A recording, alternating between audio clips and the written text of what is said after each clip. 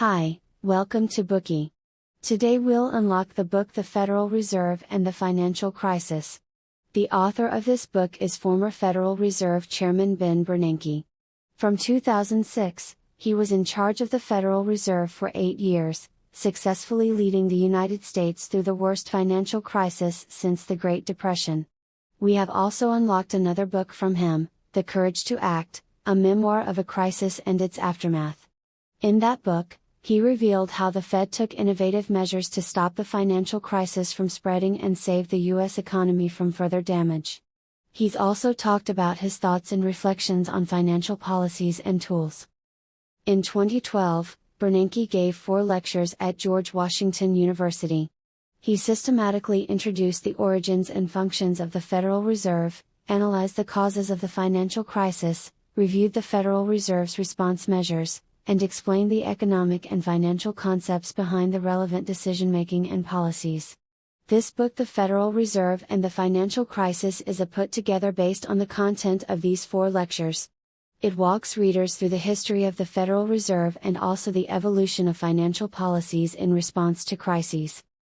Ben Bernanke is a Jewish-American economist who taught at Princeton University for 17 years and served as the head of the economics department. In 2002, he was appointed by U.S. President George W. Bush as a member of the Federal Reserve Board. In June 2005, he became the chairman of the U.S. President's Council of Economic Advisors. In October of that year, he was appointed the next chairman of the Federal Reserve, succeeding Alan Greenspan. Bernanke's main research interests are monetary policy and macroeconomic history, which is closely tied to the work of the Federal Reserve. Because the Fed can participate in the development of U.S. monetary policy, Bernanke accepted the president's invitation to join the central bank. In this bookie, we'll explain Bernanke's in-depth analysis of the Fed and the financial crisis, as well as his reflection on the nature of finance in the 3 following aspects. Part 1, The Birth of the Federal Reserve. Part 2, How does the Federal Reserve maintain economic stability? Part 3, How did the Federal Reserve respond to the 2008 financial crisis? The first part is about the birth of the Federal Reserve and its historical context. How the Fed came to be is somewhat connected to financial crises, so let's first take a look at what a financial crisis is. Let's imagine this: one day, you saw on the news that the bank where you put your savings is having problems because of bad loans. What would you do? You might think, as long as others hear the news too, they will withdraw their money from the bank.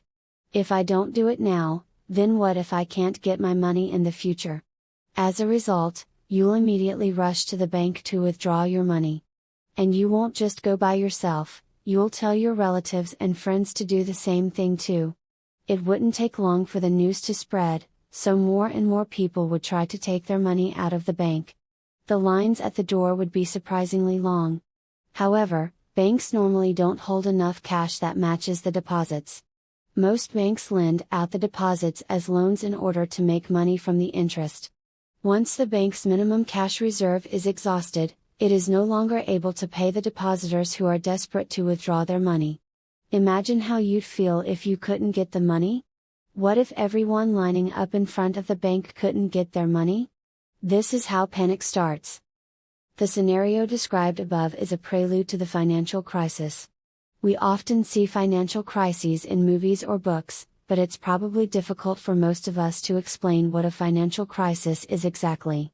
Before reading this book, the financial crises that we can imagine probably involve bankruptcy, currency devaluation, and a stock market crash. Such phenomena do resemble a financial crisis, but they cannot explain the actual cause of it. The author of this book, Bernanke, gave a good explanation.